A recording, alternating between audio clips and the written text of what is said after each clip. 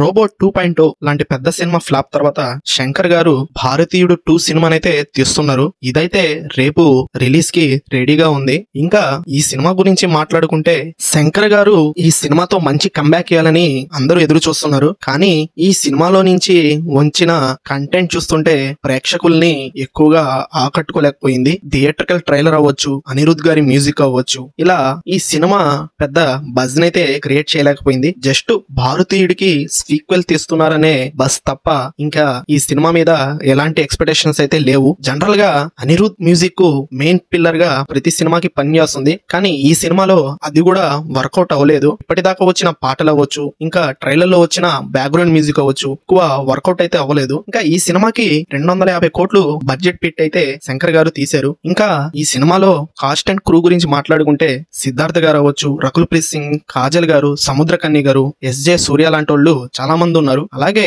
Technicians గురించి మాట్లాడితే visual effects కి శ్రీనివాస్ మోహన్ గారు ఈ సినిమాకైతే పనిచేశారు. ఆయన గతంలో శివాజీకి, రోబోకి, బాహుబలి 2 కి, 2.0 కి, RRR కి ఈయనే విజువల్ ఎఫెక్ట్స్ కి పనిచేసిన ఆయన. ఈ సినిమాకి కూడా ఈయనే పనిచేస్తున్నారు. ఇంకా సినిమాటోగ్రఫీకి వచ్చి రవి వర్మన్ గారు పనిచేశారు. ఆర్ట్ డైరెక్టర్ గా ముత్తురాజు గారు పనిచేశారు. ఇంత పెద్ద టెక్నీషియన్స్ పనిచేసినా కూడా సినిమాలో ఎంత మాత్రం వర్కౌట్ అవుద్దో తెలియదు. గానీ ప్రస్తుతానికైతే ఈ ట్రైలర్స్ అవ్వచ్చు, ఈ పాటలు అవ్వచ్చు, థియేటర్ కి ఎగ్జైట్మెంట్ గా పోవడానికైతే పనిచేయలేదు. ఇంకా తెలంగాణలో చూస్తే ఈ సినిమాకి టికెట్లు రేట్లు పెంచడం వల్ల అంతగా ఇంట్రెస్ట్ అయితే చూపించట్లేదు. ఇంకా ఆంధ్ర సైడ్ అయితే సురేష్ బాబు గారు డిస్ట్రిబ్యూషన్ చేస్తున్నారు. ఆయన చెప్పుకుంటూ వచ్చింది ఏంటంటే సినిమా రేట్లు ఎక్కువ పెంచడం కన్నా థియేటర్ కి ఎక్కువ మందిని రప్పించాలనే మా ఉద్దేశం అని సురేష్ బాబు గారు మాట్లాడుతూ వచ్చారు. నిజం చెప్పాలంటే ఆయన మాట్లాడింది 100% కరెక్టే. టికెట్ రేటు తక్కువ ఉంటేనే థియేటర్ కి ఎక్కువ మంది